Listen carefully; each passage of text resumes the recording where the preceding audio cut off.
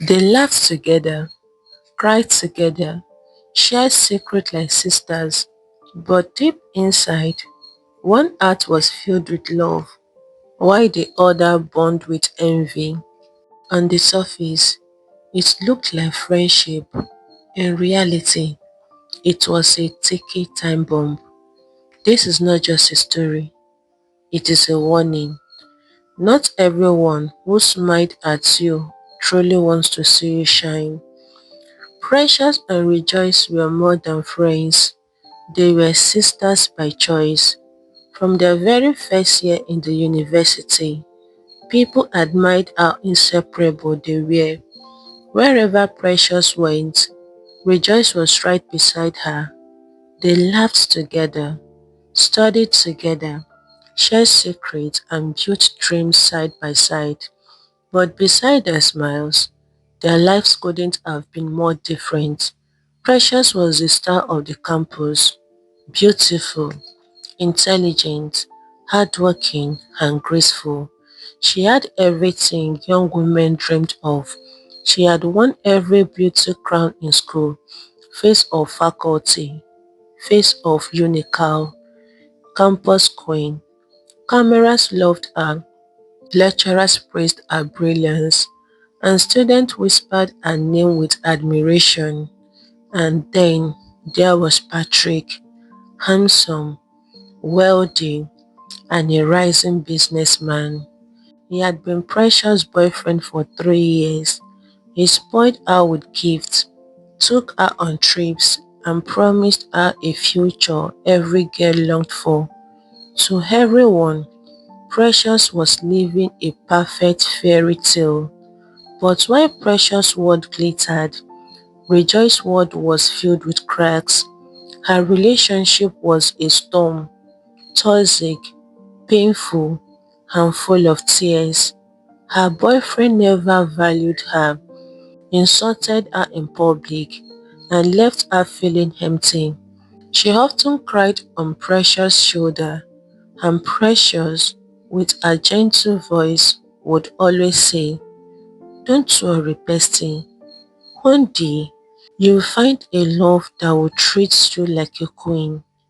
Rejoice would smile, but deep inside, something darker was growing. Each time she looked at Precious, her beauty, her crowns, her loving boyfriend, her perfect life, a silent envy burned in her heart. But Precious never noticed. She trusted Rejoice with her whole life, never imagined that the person she called sister was already battling with jealousy strong enough to destroy them both. Precious had always been admired on campus, but her 23rd birthday made her the talk of the entire university. The day started with surprises. Patrick, her loving boyfriend, sent flowers, gifts, and a team of musicians to the hostel. Students gathered outside, clapping and cheering as Precious stepped out in a simple but elegant dress. "Happy birthday, my queen," the crowd shouted as cameras flashed and phone recorded. Later that evening, Patrick drove her to one of the finest restaurants in town. The place glowed with candles, roses, and soft music. Precious felt like a princess in a fairy tale. After dinner, Patrick stood up, jingling his car keys with a smile. "Close your eyes," he whispered. When Precious opened it, a brand new car stood waiting outside, wrapped with a red ribbon. The crowd gasped, and Precious covered her mouth in shock. "Patrick, this is too much," she screamed, tears of joy rolling down her cheeks. Patrick held her hands and said, "Nothing is too much for the woman I love. Happy birthday, my queen." The students who had followed them clapped and cheered. Some even shouted, "Campus Queen forever." Precious hugged him tightly, overwhelmed with happiness. Her life felt perfect. A loving man, a promising future, and a best friend to share it all with. But in the shadows, Rejoice stood watching. She clapped, she smiled, she even joined in singing happy birthday. But inside her chest, bitterness burned like fire. Each shout for Precious felt like a dagger. Each compliment for her beauty and success reminded Rejoice of her own pain. Why her? She thought bitterly. Why is Precious the one everyone loves? Why must I always be in the background? As Precious cut her cake, laughing joyfully, Rejoice forced a smile beside her, but in her heart, something dangerous was growing. Envy. And envy, once it enters, never leaves quietly. After Precious' birthday, the whole campus buzzed with excitement. Everywhere she went, people whispered about the car, the dinner, and the way Patrick spoiled her. Precious smiled shyly whenever she heard such words. She never let success get into her head. She continued to study hard, attend lectures, and care for her best friend, Rejoice. But Rejoice was no longer the same. The birthday had left her heart burning with envy. She remembered standing in the crowd, clapping for Precious while her own chest felt like it was on fire. Her own boyfriend was careless, broke her heart daily, and barely remembered her birthday. Yet, Precious had everything she secretly desired. At first, she tried to hide her feelings. She laughed with Precious, listened to her dreams, and even helped her plan their final year parties. But each time Precious mentioned Patrick, the car, her plans to model abroad, Rejoice's smile weakened. One evening, as she sat alone in her hostel bed, jealousy spoke louder than her conscience. Why should Precious have it all? Why must I always be behind her? A dangerous thought crept into her mind. At first, she shook it off, but the thought returned stronger each time. If Precious wasn't in the picture, her life would no longer shine so bright. Days turned into nights, and nights into weeks. The seed of envy grew into a poisonous plant. She began to talk secretly with dangerous people, men who did dark jobs for money. Her voice was low, her face pale with fear, but her heart was determined. She told them what she wanted. When she left the meeting, her legs trembled, but her heart whispered, soon she won't shine anymore. Soon I will no longer live in her shadow. Rejoice smiled bitterly to herself the next morning when Precious hugged her tightly and said, Bestie, you are the only person I can trust with my life. If only Precious knew, the very person she trusted most was already plotting her downfall. Rejoice had sealed a wicked deal with the hired men. The plan was set. They would strike when Precious least expected it. But Precious, full of joy and excitement, had no idea. Final year exams had arrived and the whole campus buzzed with energy. Everyone was busy preparing for their exams, dreaming of life after school. Precious studied hard, determined to finish strong.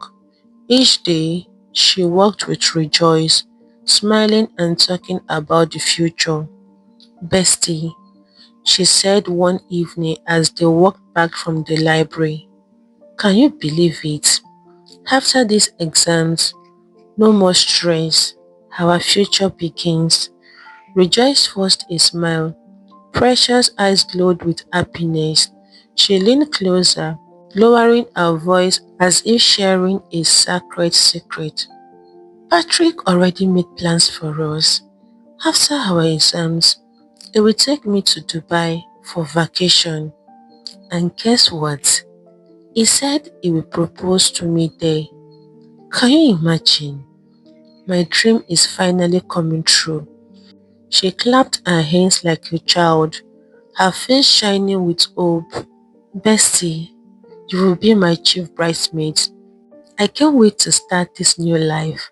Rejoice's lips curved into a smile, but inside her chest, her heart was burning.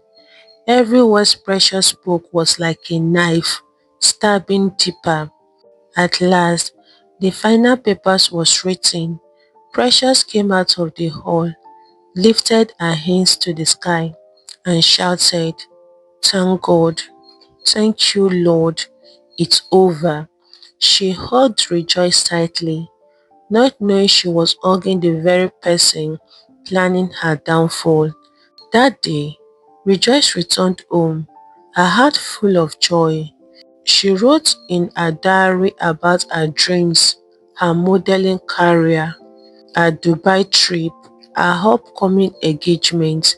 For the first time, she felt like everything she ever wanted was right in front of her. But joy can be fragile. As she stepped out of her hostel the following evening to buy food, shadows moved behind her. The men Rejoice had planned followed closely. Before Precious could scream, one of them rushed forward and threw a bowl of acid on her face. "Ah!" Precious cried, falling to the ground, her hands on her face. Her skin began to burn, her beauty melting away. People nearby screamed in shock. Precious rolled on the ground, her dream of Dubai, her hopes of marriage, her joy of graduation, all gone in a flash. And while she was rushed to the hospital, Rejoice sat quietly in her room, pretending to be sleeping, but inside she smiled. The hospital room was silent except for the sound of machines beeping.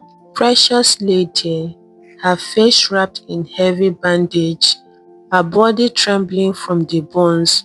She couldn't see clearly, but she could hear, and the first voice she heard was Rejoice. "Bestie, oh my God, look at what they did to you," Rejoice cried, her tears falling like rain. She held Precious hand tightly, shaking her head in pity.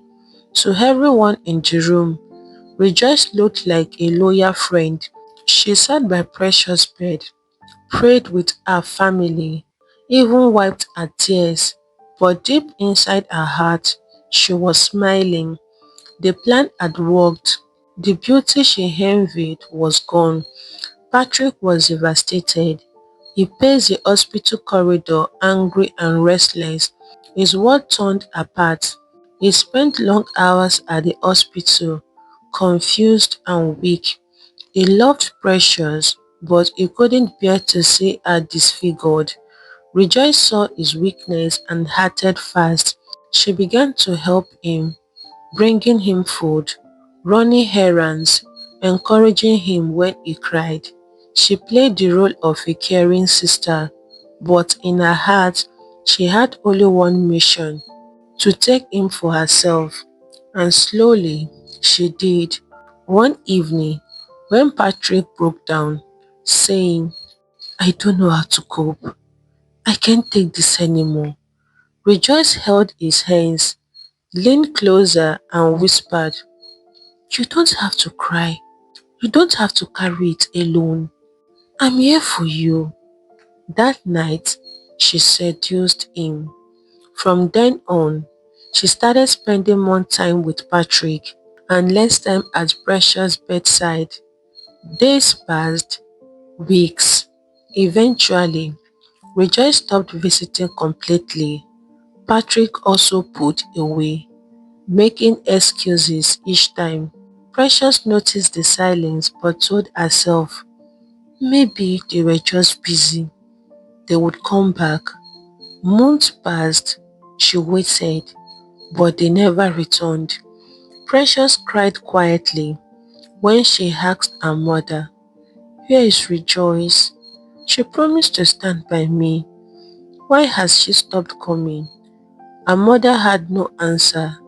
Months later, her cosmate visited her in the hospital.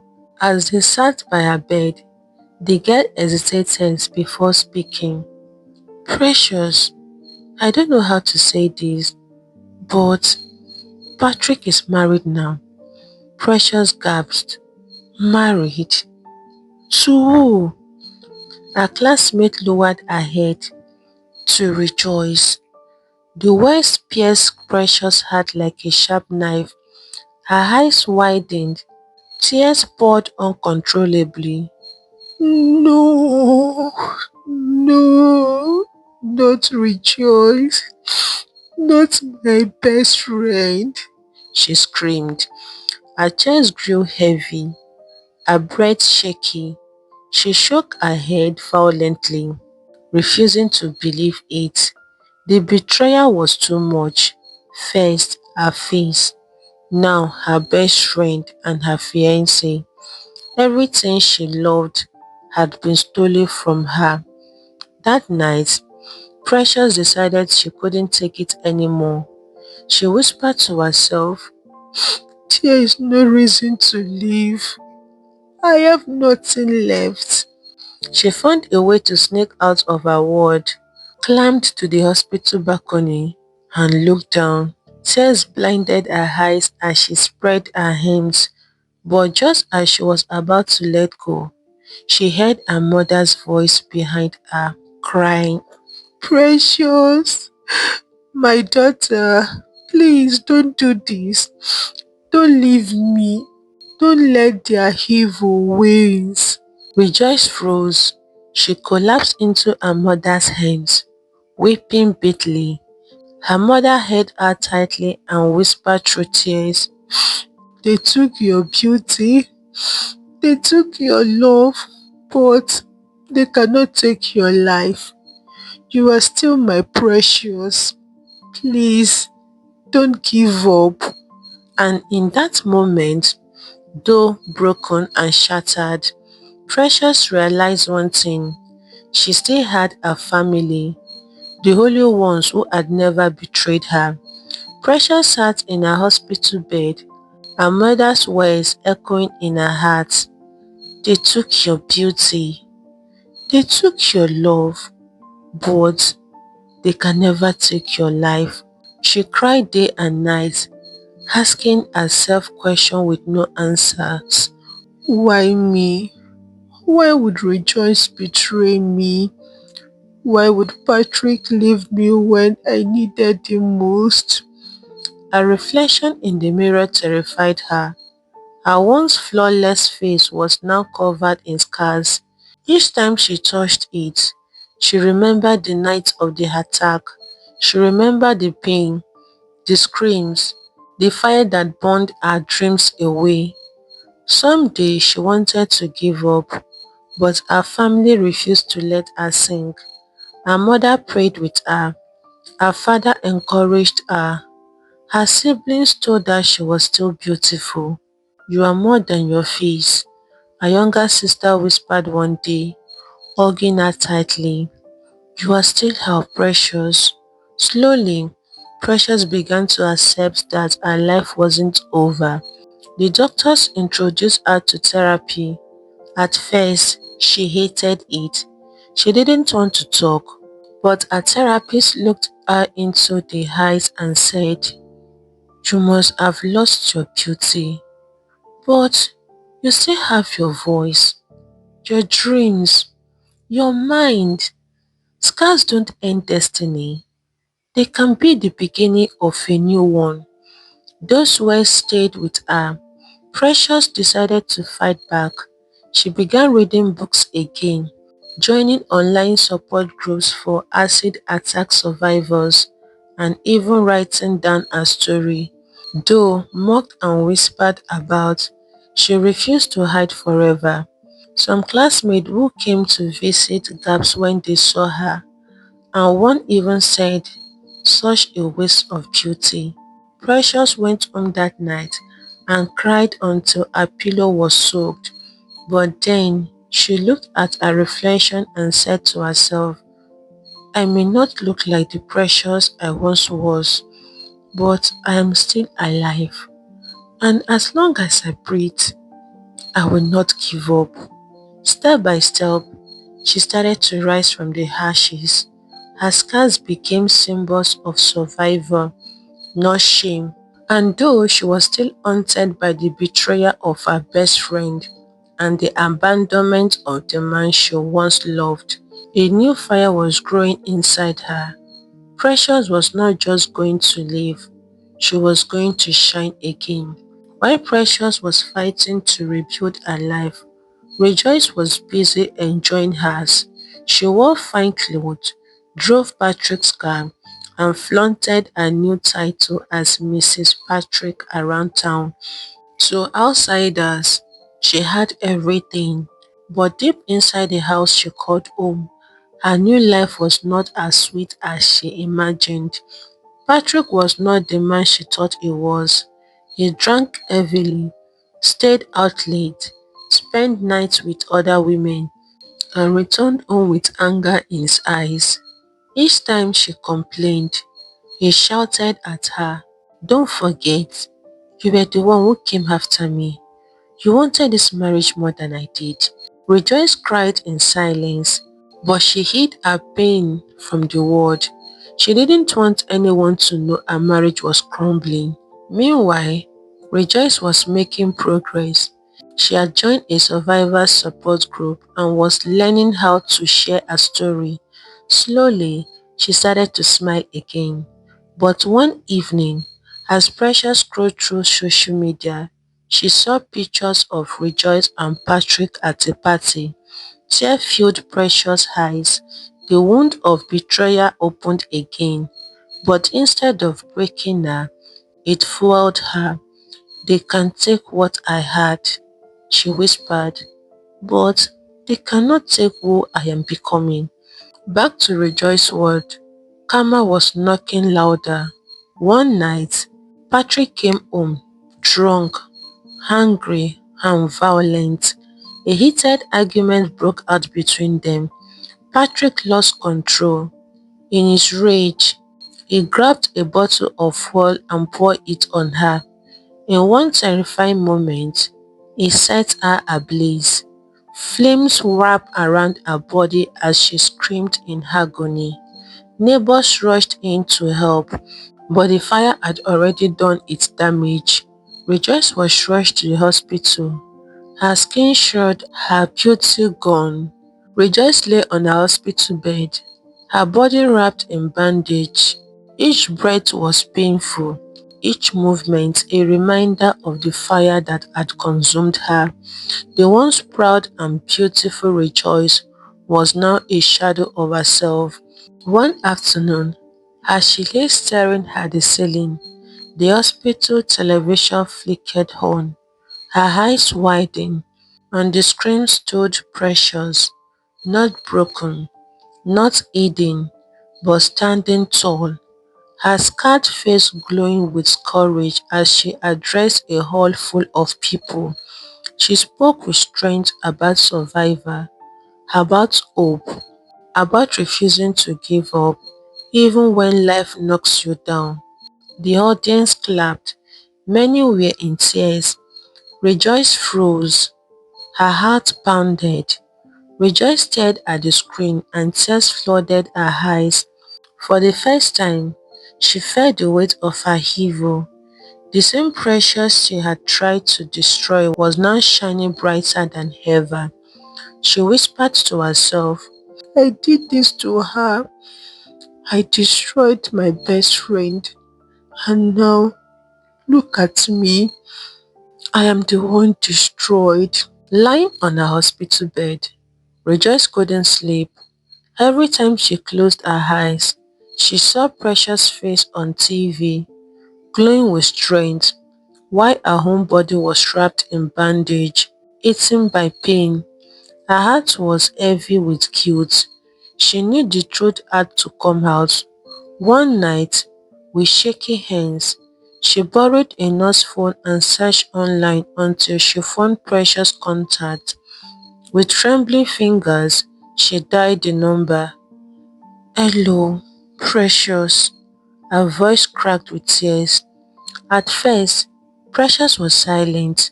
She recognized the voice instantly. "Rejoice," she said coldly. Rejoice sobbed. "Yes, it's me. I'm sorry. I can't hide it anymore. I was the one who planned the acid attack. I paid those men. I wanted your life, your beauty, your man. I destroyed you." Her voice broke into uncontrollable weeping. "And now, look at me. Patrick set me on fire. I have lost everything. Precious, please, forgive me before I die." Precious held the phone tightly. Tears rolled down her face. For a long time, she said nothing. Then, with a soft trembling voice, she replied, "Rejoice, you were my best friend. You betrayed me, but I will not let your evil make me evil too. I forgive you. May God have mercy on you." A few weeks later, Precious walked into Rejoice's hospital room. Rejoice looked weak. When their eyes met, Rejoice broke down in tears. "Precious, you are stronger than me. You are the real queen," she whispered. Precious held her hand, and for the first time in years, the two former friends sat together in silence. Not long after, Patrick was arrested for attempted murder and other crimes. His wealth and pride could not save him from justice. Rejoice's health worsened, and one cold morning, she took her last breath. She died with tears in her eyes, but also with the relief that she had confessed her sins. Precious became a powerful voice, a living testimony that betrayal cannot stop destiny, pain cannot stop purpose, and scars can still shine like stars. Lessons from the story. This story teaches us that jealousy is a silent killer.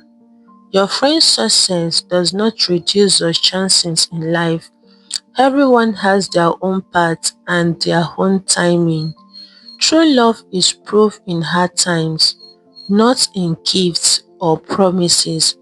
Anyone who abandons you in your darkest hour was never truly yours. Betrayal may look like victory at first, but karma always comes back stronger than ever. No matter what life takes away from you, beauty, pride, or even strength, never give up on yourself. Your true value is not in how you look, but in who you become when the world turns against you. Thank you so much for watching. If you're enjoying this story, please don't forget to like, share and subscribe to the channel. Also click the notification bell so you never miss any of our upcoming stories. Feel free to leave a comment below. I would love to hear your thoughts. Your support means everything to me. Until next time, stay safe, stay blessed and keep enjoying great stories from me to you. I love you all. God bless you.